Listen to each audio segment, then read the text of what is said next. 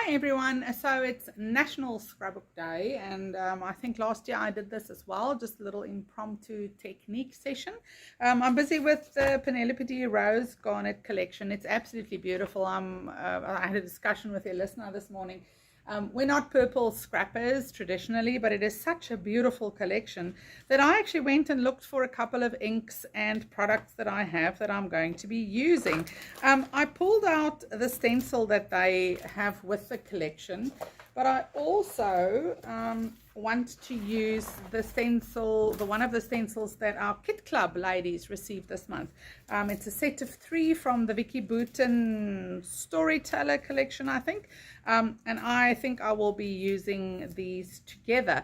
And then I'm also going to be adding some of the Craft O'Clock chipboard maybe, and then of course the beautiful uniquely creative flowers.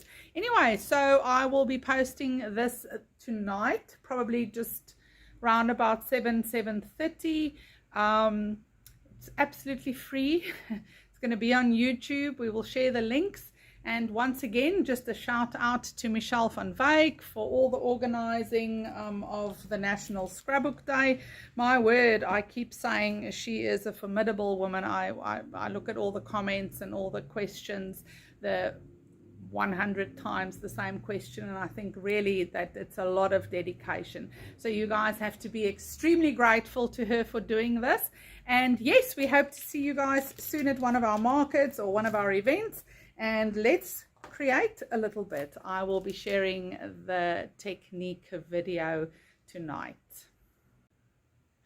Okay dokie, so before I get started, I just quickly want to talk a little bit about paper and ink for those of you who are not experienced technique-ish. So first of all, when you work with papers, they all have like a core undertone. Okay, so you can see these 3 colors.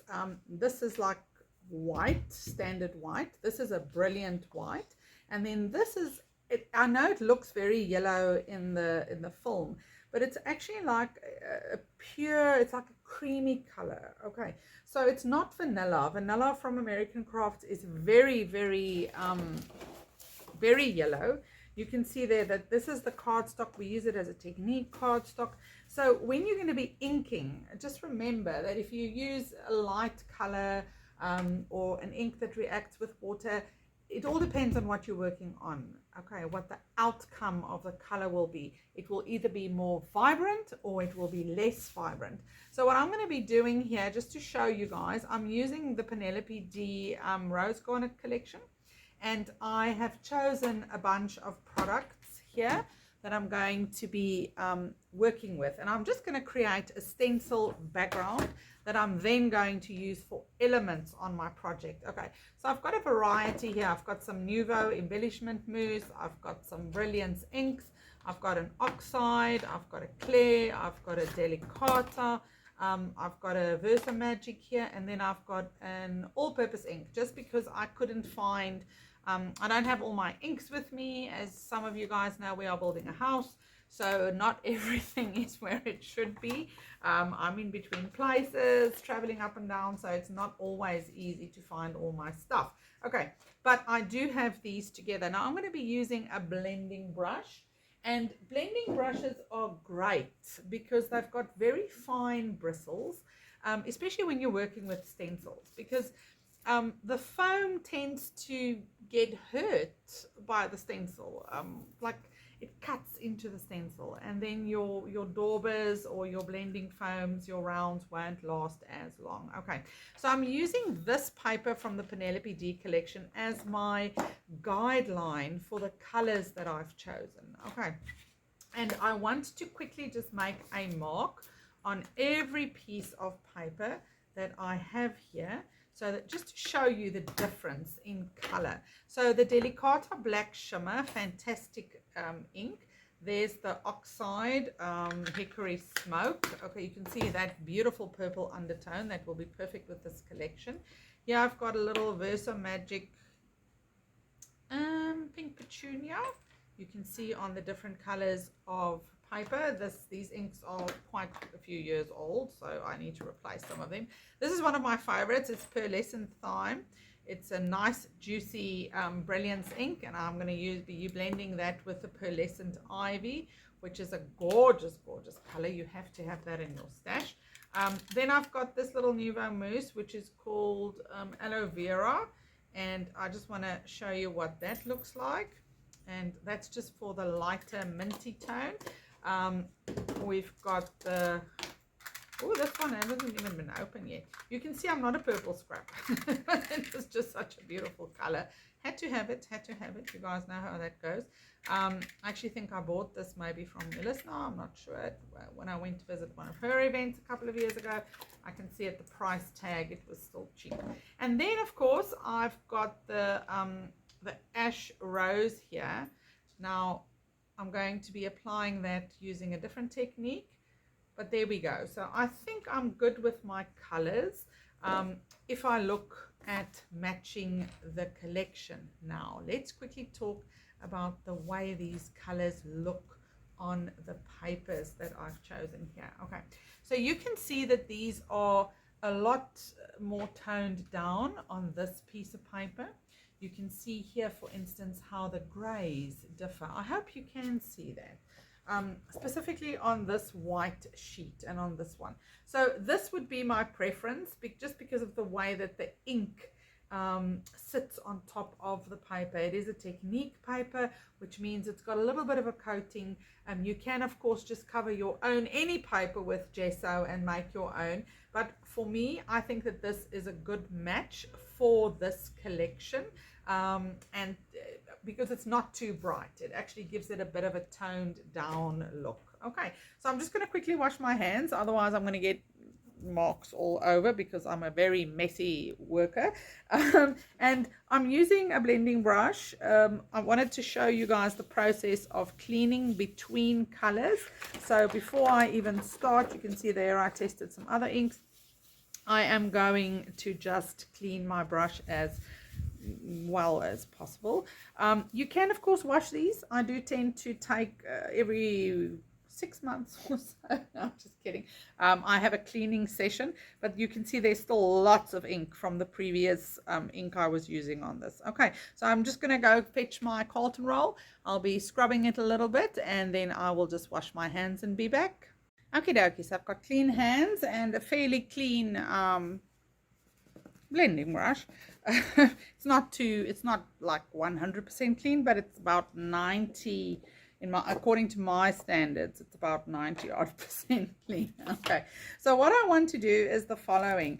I'm going to be doing some double stenciling work, which means that I'm going to do a layer first of, let's say, the leaves, and I'm going to do like a lot of leaves, and then I will come over that with the script. Okay, so it's always a trial and error. Like, I have an idea in my head of what I want it to look like, and then of course you hope that it will look like that.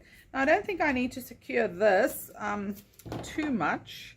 I'm going to be working on the paper like that, but I want to move the stencil around. Okay, so I just want to make sure that it doesn't move too much. Okay, so the golden rule is we're always going to start with the lightest color first.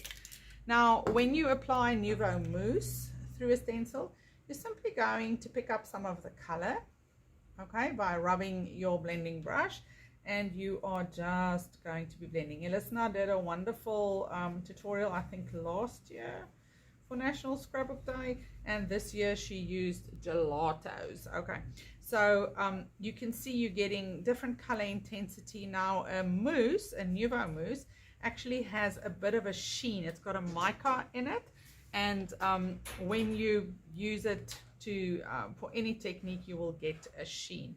Now, I'm going in here now with my Pearlescent Thyme, and you can see that the shade is slightly different. So I am just blending over it there, and now I'm going to use the Pearlescent Ivy. Okay, so I'm going to just get a little bit darker there, and I am going to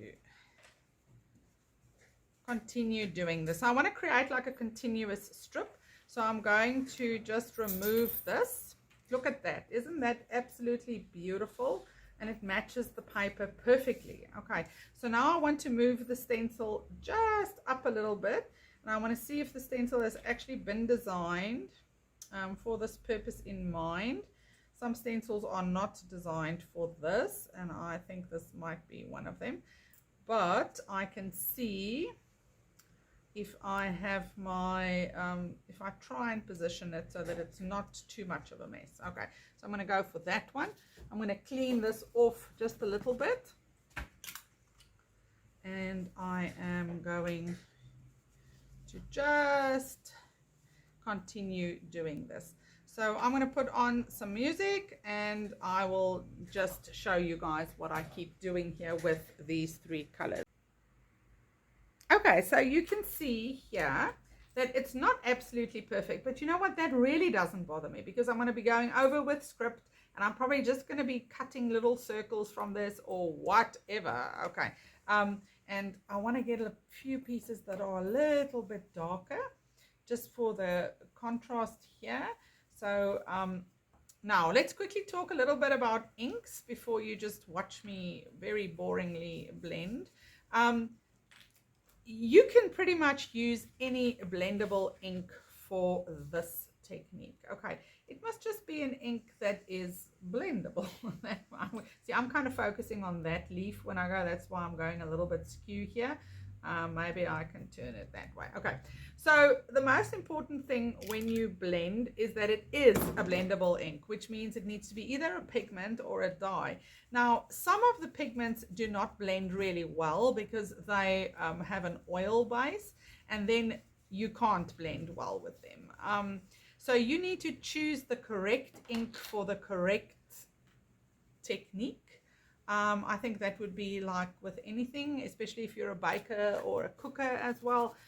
You can't use, I don't know, I don't bake, so I shouldn't use examples like that. But let's say, for instance, you want stuff to rise that you're baking. You can't not use yeast because yeast actually makes stuff rise, right? But you can't now think you're going to be adding cream and think it's going, maybe cream does, I don't know, anyway, you get my drift. I shouldn't be talking about food stuff when I'm busy with this. Okay, but you get the idea. Just look how beautiful that is. So this is not perfect stenciling. I could cut the stencil. Okay, I've done that a lot of times. So if I don't want a definite line, I can cut this stencil in a circle. I can cut the edge off. I've done that many times. I can actually do it right now. And then that gives you a beautiful effect. Okay, but because I am simply going to be doing circles or strips or banners with this, I don't really care about that. Okay, just need to get the correct lids here. You do know, for those of you who don't know, that Brilliance inks are embossable. They are permanent when they dry. They're water reactive. I've done many videos and classes with Nouveau embellishment mousse, a fantastic product. You can actually spread it through a stencil. Let me try and see if I can find a spatula, then I can even show you that quickly while we are busy here. I just need to find one quickly. I don't think that's something I have readily available right now. Hold on a second. Okay, so if you want to use this through a stencil, like not with a blending brush, with a spatula to get some texture. So mine's a bit old and you can see that it's kind of hard. You would have to first ply it or brayer it or whatever you want to call it. Okay, you can see there that it becomes a little bit more movable. Okay, and do seal your stuff properly. Like I don't do that as I should. I'm just going to do that there. So you can see it really is a fantastic product. You can paint with it. You can mix this with water. You can create splats. And it is completely permanent when it is dry. Okay. So if I want to make a little splat, this is not a craft sheet. I hope you guys can see that. not a craft sheet. It is just like a coated piece of paper, but let's see, I'm sure we can create some splats there. And that's the one thing, I hope you can still hear me even though I'm far away, about buying the proper product. Okay, because you buy one, if let's say you really like embellishment mousse, you can use it for a million things. Just look at that. I'm splatting with my embellishment mousse. Okay, which means that you can actually use it for a paint. So many. I actually have a whole review on these products, as well as Nouveau drops, and I'm adding splats to Glenda's beautiful papers. Sorry, Glenda. And you get my drift. There is just so much you can do with a Nouveau embellishment mousse, and look how beautifully it dries. Okay, so that's all done there on that piece, and I'm going to move over to the script because that is dry enough. I think I want to just get the splats dry, and so you can just use your Colton roll. Okay, so next up I'm going to move to the wording. Okay, so obviously I've only got that piece left there. I could take a new piece of cardstock, but I'm actually not going to do that. So I am simply, because this is just going to be like a mottled technique piece. Okay, I hope that makes sense. I know a lot of people want to get stencil work absolutely perfect. That's a very high standard to want to attain. I have been scrapbooking for 15 years. I've been teaching for 10, 12, 13, since 2008, 14 years. And I don't do perfect stenciling because I'm just a flawed person. I want to do a good job. I want to do the best job I can, but I also want to have fun. So I don't want to stress myself out so much about stencil work that I actually get into a tiff and then get all upset because my stencil work's not the way it should be. Life is not like that. Okay, so let's move on to the next step. So now I'm going to be using pinks, and I'm just going to tap my blending brush into the pink petunia a little bit here. And once again, I'm just going to be repeating the step. Now, obviously, if I have some green left, this is not going to be a perfect pink. But the good thing is that I actually do want a dirty pink because this is a little bit mottled. Okay, so because I'm working with pinks, if I can just find all my pinks and my purples. Okay, I can go and I can start off once again with the lightest color. And did you see what I did there? I actually just flipped this a little bit. Okay, and now I've got some ink there, so it's going to be wet when I do that. Can you see there? I've got the darker pink. Okay, so you need to be careful if you're going to use your blending brush for this, because you will get intense color in certain areas. But look how beautiful my all-purpose ink blends. Now you can decant this into like a little ink well, I think they call it, but I'm just winging it. It's just easier for me to wing. Okay, and I love that. I know when I lift this, it's going to be very excitingly beautiful. Okay, next up I want to move to some purples. I'm excited to use my new color, and I'm going to pick up, oh look at that, some of the purple. That is gorgeous. What a fabulous color. It is called Royal Aubergine. It is a very royal looking color, Royal Aubergine. Okay, and I'm just actually want to darken some of these light areas. So I'm just going, this is a nice big stencil, so I know if I do strips or whatever, I'll be able to get a lot of it cut out. There we go, there we go, there we go. I might do a voiceover and speed this up. Anyway, in case I don't, I'm going to keep talking. Okay. Righto, so just look at that. Don't you just love that? Can you see the slight sheen? Okay, so remember now that was behind the stencil work. Okay, that's where I did my my sample colors. Now I want to go to the darker colors. I want to get that, but I think I need a third pattern here, and I think I like Okay, because the other one is a bit too geometrically. Okay, so I'm going to start off with the VersaFine Clear Medieval Blue. Now this is a lovely color. It's actually like a really dark blue, purple, I don't know what you want to call it. But it's a fantastic color. And it blends beautifully. The clear inks are heat embossable. They are permanent when dry. You can stamp with them. They stamp so beautifully. So even if you just buy the black, it's just really worth a color to have in your stash. Now, if you look at how the colors change on the paper, can you see that all of these, depending on whether you want to go more to the greens or more to the purples or to the grays, you can actually incorporate all of it. The only thing about the clear inks, they do not react with water. Okay, and for those of you who don't know, the test to see if an ink reacts with water is to add water to it. Can you see that that ink is not reacting? Whereas if I was using this little ink, look at that. Okay, so that's the easiest way to know, does an ink react with water or not? You are simply going to add some water. Now I love the Delicata. So this color is called Black Shimmer. And it's actually like, it's not pitch black, but it's got this beautiful shimmer, and it's like a dark gray. Now you can see I'm actually going over some of my stencil work here at the bottom. That's all good with me. Look how beautiful that is.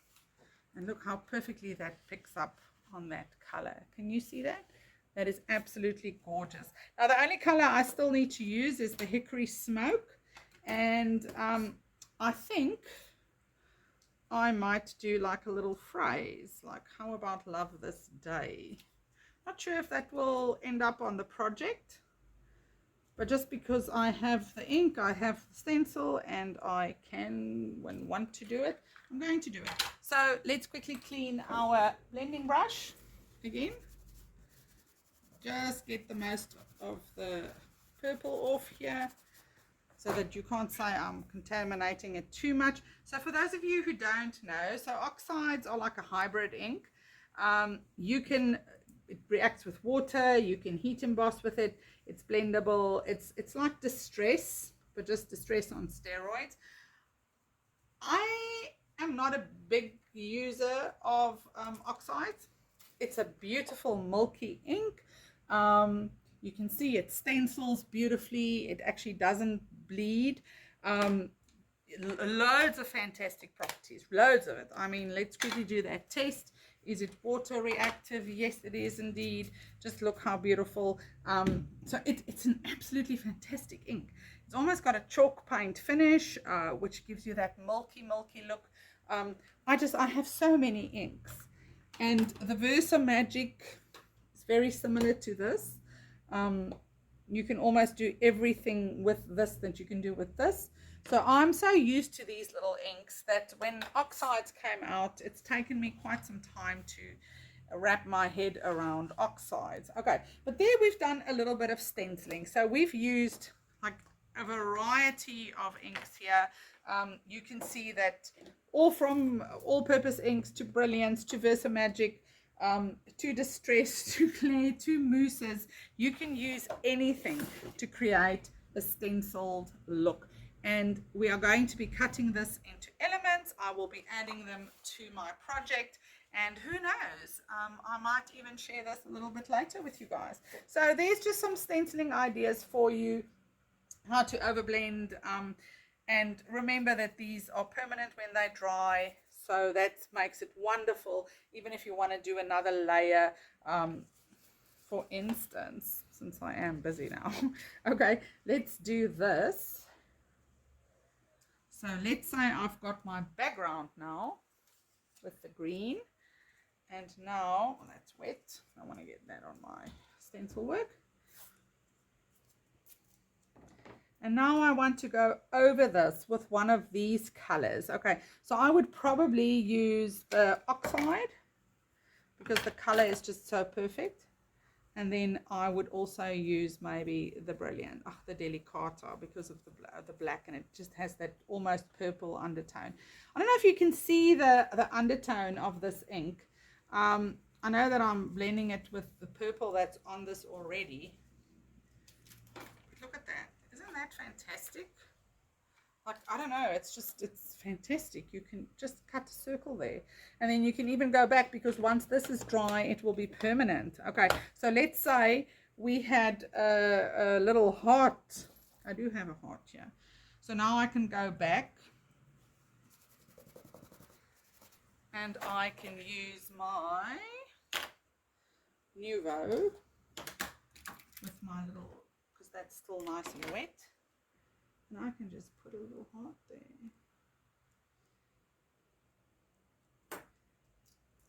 Look at that. Isn't that cute? So imagine if you were making a card and you just cut that out for a background, and you put a little flower or 2 or 3 there, and you put like a little sentiment. So let's do a little sentiment. So sometimes you must just do backgrounds. I mean, I know that this is not where I started off, but look. So if you're just doing that, and I don't know if you guys can picture that. So if you cut that out, and you literally just have that, and then maybe one of these cutie little flowers that already matches it, or you can simply color it. Just look how cute that is. And then there's all these fussy cut elements in this fabulous new collection. Like, you can just add whatever you want to. Like, you could just cut one of these beautifully dark flowers and add that. You guys, the possibilities are endless. Anyway, I hope that you learned something. If not, just had some fun, and have a wonderful evening. And thank you so much for still supporting our scrapbook industry. I think I want to make a card now. For supporting our industry, and keep crafting and preserving your memories. Okie dokie, so let's get making a project. I bought these Minte Papers fancy card bases last year. Comes in packs with like 20 sheets, and it's 300 grams. So it's a normal standard card. And what's beautiful about this is it already has like a beautiful edge. So for those of you who don't own a die cut machine, and like, it's a big expense, you know, and we don't, like, some of us are new scrappers, so we might not have the funds to buy all the fancy things. Plus, a lot of these things are discontinued. Like, maybe you saw a bracket like this in a video from 10 years ago and you just can't find it anymore. So these cards are absolutely fantastic, and the price point, I think, is very good. I think it's like under R5 for a card base, which is not bad, because if you have to buy the die cut machine, plus if you have to buy the die that cuts this edge, no, then you'd be spending like 3,000 Rand. So an absolute bargain. So what I'm going to be doing is I'm going to turn off the voice, because I think I would start annoying you, and I'm just going to make some cards, and then I'll do a voiceover when I'm finished, because then I don't have to worry about doing something right or wrong. And I'm going to be using some of the fantastic elements that are available on the Penelope D collection, the Rose Garden collection. I just wanted to point out, if you are a card maker, they have these beautiful elements sheets. Luckily, the papers come 2 in a pack, so because I would be torn between using this. I mean, just look at that. That is a phenomenal piece of paper. The color is just unbelievable. So, and that. So luckily I have 2, and I'm going to be doing some fussy cutting. I will be using some of these gorgeous elements, and I just want to mention that the reason I love stripes on a, or like strips on a piece of paper, is then I get something of everything. I will make a layout with this, but not today, because I would need a little bit more time, and I have an idea in my head, but I first need to print my photo. So let's get carding. Okie dokie, so let's get carding. I've folded my card bases, so these are those minty bases, and They are absolutely fantastic, like a real value for money. I have decided that I want to use this dark paper as a matting on top of the card front. And so I'm being a little bit picky because there are some of these elements that I might want to use for my scrapbook layout. And I know I've got 2 sheets, but that one specific, this background, I would love to use on my scrapbook layout as well. So I'm choosing a couple of things or seeing if there's anything that I can use that makes me excited for my cards. But I decided that I wanted to use my stencil work as the feature. Just because it'll be an absolutely unique card, and I've got 2 people in mind that I want to give these 2 cards to. So I'm cutting similar sizes of the script as well as the leaf script stencil work. I think it's like 4 inches by 5 inches or 3.75 by 4.75. Doesn't really matter. Whatever card base you use, you just go and trim the paper to your card size. For those ladies who have taken my classes over the years, who belong to our kit club, the integrity of my designs are not limited to paper pieces or sizes. You can still make the same layout using any size of paper, cardstock, whatever. So I'm using my delicata to ink the edges, applying some Tombow to a couple of flowers here.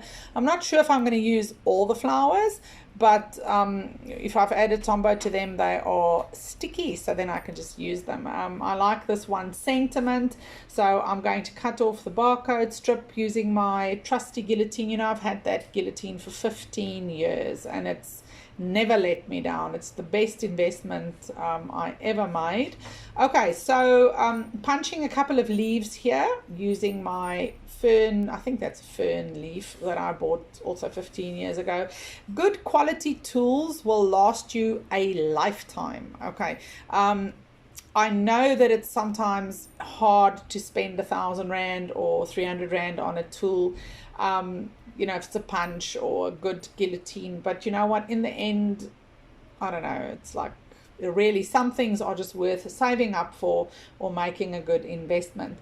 So those 3 little leaves I'm going to use in that top right corner of that script stencil piece, where you can see it went over my sample ink, and I want to use that whole piece and I don't want that on my card. So I need to figure out a way to cover that up. And in scrapbooking and card making, paper crafting, we always make a little bit of boo-boos and then we simply cover it with beautiful things. That is just, you know, you don't have to get all upset because you've made a mistake. You just challenge yourself to find a way to fix it, to find a solution. I am very solution driven in my life as well. So yeah, I'm actually annoyingly so. My husband always tells me, you don't have to fix everything or find a solution. Maybe you can just allow someone to have their problem, which is true. But yeah, anyway, that's a little philosophical for a Sunday afternoon. Okay, so I'm raising my stencil work with some chipboard.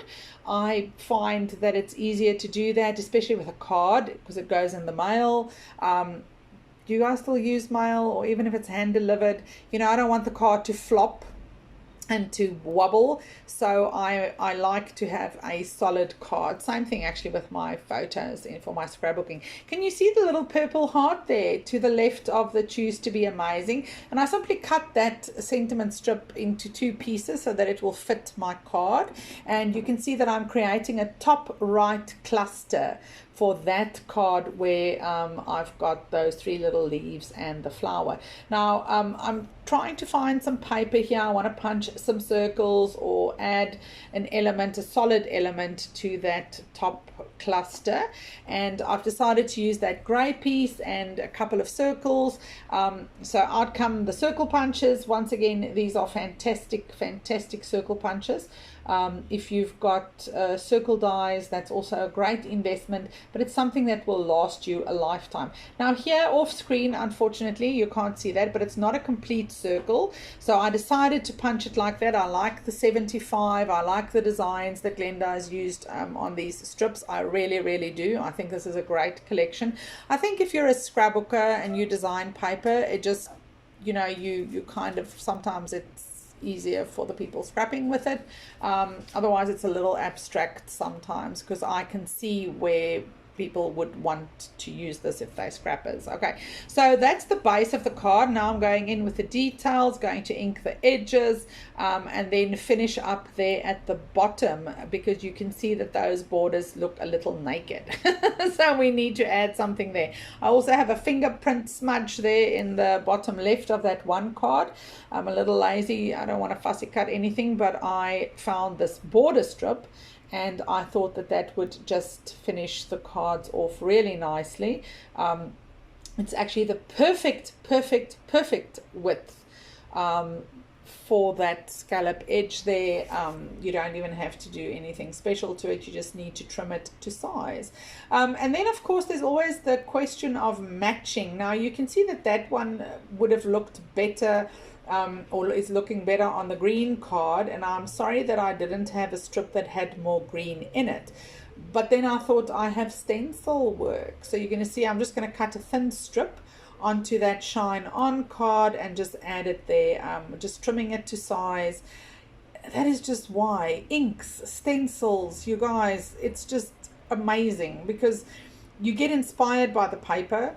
And then you have loads of fun, like little kids in a kindergarten or at a school or preschool. I don't know. That's why they make kids color in, I think, because it's just so freeing and it's liberating, and it's just, there's no rules and it's yours. And no one can tell you that it's wrong, because it's your interpretation. And I'm going to be adding some blings now. I needed to clean my my tool, my jewel picker, before I started this, so you can see I have to use my finger to assist it, but I will this week, no, not this week, next week maybe, I will take a day or 10 and clean all my stuff. Like I said previously, I do that maybe once or twice a year, so I think it's time. So I'm quite happy with these two cards. I think they came out nicely, and I hope that you will be inspired. Remember to take part in our challenge. The details are at the end of the video.